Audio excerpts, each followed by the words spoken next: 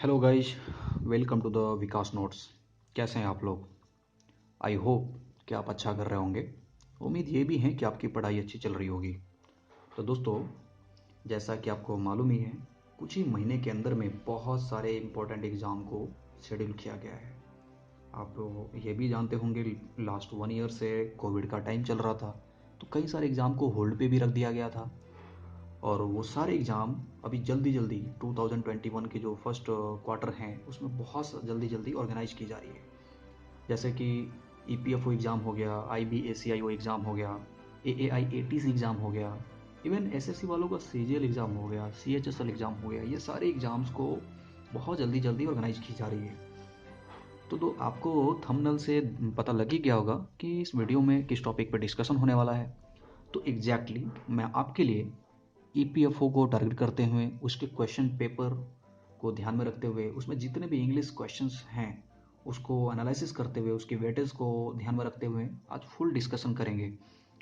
और दोस्तों, आपको एक इम्पोर्टेंट बात बताऊं, आजकल जितने भी सारे एग्ज़ाम्स ऑर्गेनाइज हो रहे हैं इंडिया में, आप उसमें देखेंगे इंग्लिश का पोर्शन बहुत मैटर करता है।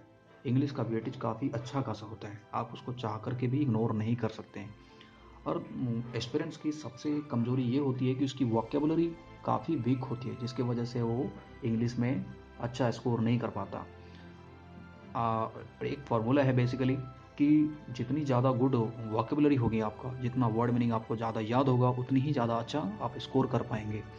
तो इसलिए मैं आपको सारे एग्ज़ाम्स में जितने भी इंग्लिश का वेटेज है उन सब से वोकेबुलरी का कलेक्शन करके आपके लिए मैं लाया हूँ EPFO का वोकैब सीरीज, जो जिसमें आपको कई सारे पोर्शंस को कवर करते हुए रेगुलर एक एक वीडियोज़ आपको अपलोड की जाएगी। और दोस्तों, मैं आपको गारंटी के साथ कह रहा हूँ, अगर आपने इसको पूरी डेडिकेशन के साथ कंप्लीट कर लिया, याद कर लिया, किसी भी तरह से, एनी हाउ एनी वे, किसी भी तरह से आपने याद कर लिया, तो गारंटी के साथ कह रहा हूँ कि आपकी 90% EPFO में जो वोकैब सेक्शन है या IB का जो वोकैब सेक्शन है, इंग्लिश का पोर्शन है, आपके हाथ से छूटेगा नहीं, गारंटी के साथ कह रहा हूँ। क्योंकि इंग्लिश का जो वोकेबुलरी जितना ज़्यादा स्ट्रॉन्ग होगा तो आप कंप्रीहेंशन कर पाएंगे, क्लोज टेस्ट कर पाएंगे, आप क्वेश्चंस को अच्छे से समझ पाएंगे। ये सारा डिपेंड होता है इंग्लिश की वोकेबुलरी पे। तो इस वोकैब सीरीज में आपको कैसे होगा पूरी आपको मैं डिटेल एनालिसिस के साथ बता रहा हूँ। चलिए, मैं एक EPFO एग्ज़ाम का रेफरेंस लेकर आपको मैं एनालिसिस कर रहा हूँ। तो चलिए देखते हैं। तो ये है हमारे पास EPFO एग्ज़ाम 2017 का एनालिसिस। तो टोटल नंबर ऑफ क्वेश्चंस पूछे जाते हैं 120 क्वेश्चन, 120 मार्क्स, ठीक है। तो उसमें इंग्लिश का वेटेज है 20 मार्क्स का, मैथ, रीजनिंग, कंप्यूटर, ये तीनों मिला दिया जाए तो 20 मार्क्स होता है। उसमें GS का 40 मार्क्स होता है। EPFO स्पेशल मतलब हो गया आपका अकाउंट हो गया, इंडस्ट्रियल रिलेशन हो गया, सोशल सिक्योरिटी हो गया, ये तीनों 3-4 मिला दिया जाए तो 40 मार्क्स। तो आप देख रहे हैं यहाँ पे भाई साहब, इंग्लिश का वेटेज ओनली 20 मार्क्स का है। तो देख रहे हैं ना आप कि कितना बड़ा वेटेज है। और इस इंग्लिश को भी चलिए हम सेपरेट करते हैं कि इसमें क्या क्या पार्ट होता है, क्या क्या पोर्शन होता है। तो देखिए, इंग्लिश के पोर्शन में सिनोनिम्स, एंटोनिम्स हो गया, जो 6 क्वेश्चन पूछे गए हैं लास्ट 2017 वाले में, उसका ही हम रेफरेंस ले रहे हैं 17 वाले क्वेश्चन पेपर का। स्पॉटिंग एरर का देखिए 3 क्वेश्चन पूछे गए हैं, 1 वर्ड का 2 क्वेश्चन है, fill in the blank 7 question है। Fill in the blank in the sense की ग्रामर पोर्शन है इसमें, राइट। इडियम्स एंड फ्रेजेस के 2 क्वेश्चन पूछे गए हैं। ग्रामर वाले पोर्शन में चलिए आपको दिखाता हूँ। ग्रामर वाले पोर्शन में सब्जेक्ट वर्ब एग्रीमेंट भी है, टेंसेस हैं, नाउन है, प्रोनाउन है, प्रीपोजिशन है, और 2 क्वेश्चंस क्वेश्चन टैग का भी था जो मैंने लिखना भूल गया। Question tag, sorry, question tag का भी था। तो जैसे ही वोकेबुलरी सेक्शन आपका स्ट्रॉन्ग हो जाएगा, वैसे ही हम ग्रामर पोर्शन पे भी आपका 4-5 वीडियोज़ में पूरे पोर्शन में कंप्लीट करा दूंगा। तो आप मेरे साथ बने रहिए। तो वोकैब का जो सोर्स क्या है, आपके दिमाग में, आपके मन में एक सवाल आ रहा होगा कि भाई ये वोकैब का सोर्स क्या है, कहाँ कहाँ से करेंगे। तो मैं आपसे एक सवाल पूछ रहा हूँ, अभी रिसेंटली जो EPFO का जो एग्ज़ाम आया है, क्या आपको पता है ये कितने साल बाद आया है? तकरीबन 3 साल बाद आया है। उसी तरीके से आप लास्ट 10-15 साल में देखेंगे तो EPFO बहुत ही रेयर केस में हुआ है, 3-4 बार ही हुआ है। तो उसकी ज़्यादा हमारे पास कंटेंट नहीं है, इसीलिए हमने कई सारे एग्ज़ाम्स के जो last previous year question paper है वहाँ से हमने सारे वॉकअप को कलेक्ट किया है, कंपाइल किया है, जिसमें आप देख सकते हैं EPFO का तो है ही 2-3 क्वेश्चन पेपर, CDS भी है, CGL है, CHSL है, बैंक PO है, और सबसे इम्पोर्टेंट ये है कि द हिंदू जो मैं लास्ट 1 ईयर से जो रीड कर रहा हूँ उसकी मैंने कुछ वॉकेबलरी, इंपॉर्टेंट वॉकेबलरी कंपाइल किया हुआ है, वो भी आपको प्रोवाइड करा दूंगा। और एट लास्ट की कैट एग्जाम्स, जितने भी एकेडमिक एंट्रेंस एग्जाम होते हैं उसमें भी इंग्लिश का वेटेज होता है, तो वहाँ कैट एग्जाम्स के भी वॉकेबलरी आपको दे दिया जाएगा, वीडियो में अपलोड कर दूंगा मैं। और उसकी प्रोसेस क्या होगी, उसकी स्ट्रैटेजी में जो है, मतलब वो आपको वीडियो मिलेगा कैसे, तो देखिए आपको 100 वीडियो वॉकेब यानी कि वर्ड मीनिंग आपको डेली दिया जाएगा, जिसमें आधे घंटे में 50 मॉर्निंग में होगा, 50 इवनिंग में होगा, देख रहे हैं आप, ठीक है। तो इस तरह से 20 डेज तक कंटिन्यू आपका ये सीरीज चलेगा इंग्लिश का, ठीक है।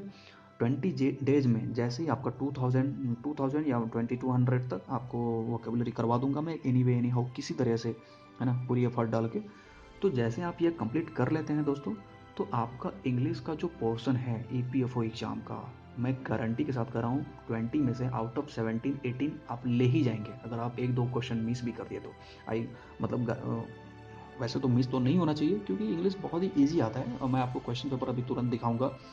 तो अब किसी तरह से दोस्तों, मैं आपको सबसे इम्पोर्टेंट बातें बोल रहा हूँ कि जितने भी वोकेबलरी दिया जाएगा आप उसको किसी तरह से याद कर लीजिएगा। अगर आपने एक बार याद कर लिया 20 डेज में, मैं आपको एक बार क्यों नहीं दे रहा हूँ, क्योंकि मुझे पता है ये 100 वर्ड काफ़ी ज़्यादा हो जाता है वन टाइम के लिए, इसलिए मैं 50 मॉर्निंग में दूंगा, 50 इवनिंग में दूंगा, ठीक है। तो जैसे आपने पूरी याद कर लिया तो दोस्तों इंग्लिश आपकी मुट्ठी में हो जाएगी, क्योंकि जितने भी वोकैब होगा बहुत इंपॉर्टेंट होगा, काफ़ी बहुत ज़्यादा इंपॉर्टेंट। ये सारे एग्जाम्स को ही टारगेट करके आपको दूंगा। ये देख रहे हैं ना, इंडिया में जितने भी स्टूडेंट गवर्नमेंट जॉब प्रिपरेशन में इन्वॉल्व है, वो सारे मोस्ट ऑफ द स्टूडेंट यहीं पे होते हैं। UPSC में होते हैं, CDS में होते हैं, CGL में होते हैं, CHSL में होते हैं, बैंक में होते हैं, और आपका जो CAPF हो गया, UPSC जो कंडक्ट कराती हैं, CAPF हो गया, और IB हैं, ACI हो, IB ACI हो, AIATC हैं, वो सारे प्रीवियस ईयर क्वेश्चन पेपर का मेरे पास वॉकअप कंपाइलेशन है। तो आपको मैं 1 बाई 1 करके एवरी डे 100 वॉकअप दूंगा, वहीं से दूंगा, आप इसीलिए आप बिलीव कीजिए, ट्रस्ट कीजिए, और मेरे साथ आप बने रहिए। अगर आपने इस वीडियो को थोड़ा भी समझ में आया है, अगर थोड़ी सी भी पसंद आई है, थोड़ा से भी अगर आपको अच्छा लगा है, तो आप लाइक कीजिए, सब्सक्राइब कीजिए। सब्सक्राइब तो ज़रूरी कीजिए, लाइक कीजिए या ना कीजिए, सब्सक्राइब तो ज़रूरी कीजिए, क्योंकि ये आपके बहुत ही काम की चीज़ें हैं। और दूसरी बात ये भी है दोस्तों कि आपने जितनी अच्छे से, जितनी जल्दी से वोकेबलरी कंप्लीट कर लिया, तो आपका इंग्लिश का पोर्शन बहुत जल्दी हो जाएगा। उसके बाद बहुत बाकी सब्जेक्ट्स हैं, आप उसकी स्टडी कर सकते हैं। और PDF में अगर आप चाहिए तो दोस्तों, तो मैं आपको बहुत ही पोलाइटली ये कहना चाहूँगा कि PDF के लिए दोस्तों कुछ पेड होगा। हालांकि ये वीडियो पूरी फ्री में अवेलेबल होगा, आप देखिए, इसका नोट्स बनाना चाहे तो नोट्स बना सकते हैं, लेकिन अगर आपको PDF चाहिए तो बहुत ही मिनिमम कॉस्ट पे आपको अवेलेबल करा दिया जाएगा टेलीग्राम पे, नहीं तो आप नोट्स बना सकते हैं, है ना। और इसका कॉस्ट बहुत ही मिनिमम होगा, मतलब ना ही के बराबर समझो।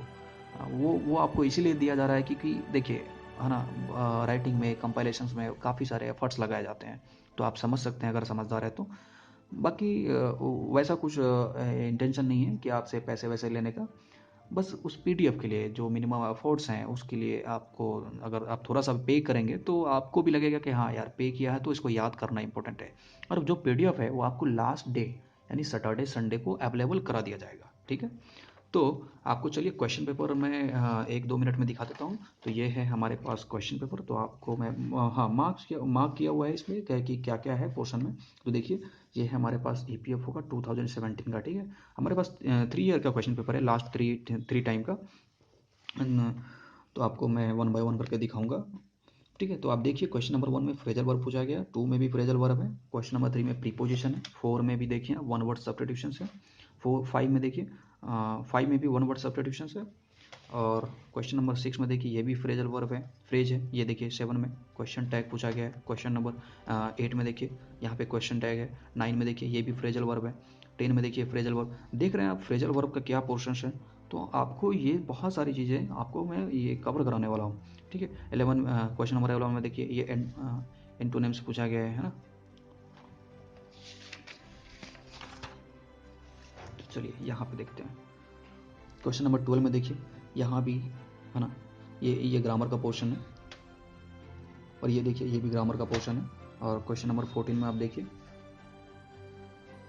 ये भी ग्रामर का पोर्शन है, ये एरर डिटेक्शन का बता रहा है, ठीक है, देख रहे हैं ना।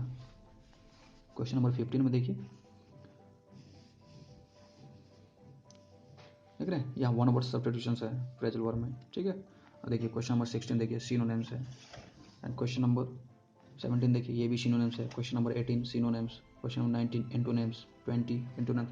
तो तकरीबन आपको सिनो एंटो का जो वोकैब है उसका काफ़ी बड़ा वेटेज है। तो दोस्तों किसी तरीके से आपने इग्नोर नहीं कीजिए, आप मेरे साथ बने रहिए। आपको कंप्यूटर का भी और जो भी मैथ्स का शॉर्टकट्स हैं, जीएस का है, ईपीएफओ का है, ईपीएफओ स्पेशल का है, वो सब आपको मैं धीरे धीरे प्रोवाइड करता रहूँगा। आप इस चैनल को लाइक कीजिए, सब्सक्राइब कीजिए, और हाँ टेंशन नहीं लीजिए, आराम से पढ़ते रहिए। लेकिन दोस्तों मैं आपको यही कहूँगा कि किसी भी एग्ज़ाम को क्वालिफाई करने के लिए एक हवस पैदा कीजिए अंदर में, पढ़ने का हवस। हवस का इन द सेंस गलत सेंस में नहीं, आप उसको लीजिए गलत इंटेंशन नहीं, पढ़ने का हवस होनी चाहिए कि अगर आपको कोई चीज़ कह दिया जा रहा है, स्ट्रैटेजी आप बना रहे हैं, तो उसको पूरा कीजिए। कहते हैं ना कि अगर आपको ड्रीम देखने की औकात है तो उसकी पूरा करने की भी औकात होनी चाहिए। तो सेम थिंग यहाँ पे भी है कि आपको अगर दिया जा रहा है, स्ट्रैटेजी बना के दी जा रही है, आप बना रहे हैं, तो उसको पूरा कीजिए। अगर आप 50 वर्ड मॉर्निंग में, 50 इवनिंग में, अगर आधे आधे घंटे, एक एक घंटे निकाल के अगर आप पूरा करते हैं, तो 20 दिन में कैसे आपकी अंग्रेजी कंप्लीट हो जाएगी, इंग्लिश वोकेबलरी स्ट्रांग हो जाएगी, आप मतलब अंदाज़ा भी नहीं लगा सकते। और सारे एग्जाम्स को जैसे आप टच करेंगे तो आपको देख कर समझ में आ जाएगा कि ओ माई गॉड। तो इस तरीके से का आपके साथ होगा। तो दोस्तों एट लास्ट इतना ही कहना चाहूँगा कि गुड लक, आप बने रहिए कंटिन्यूसली, जैसे आप हार्ड वर्क कर रहे हैं अभी तक आप करते रहिए, और लाइक कीजिए, सब्सक्राइब कीजिए, फॉरवर्ड कीजिए। Thank you so much.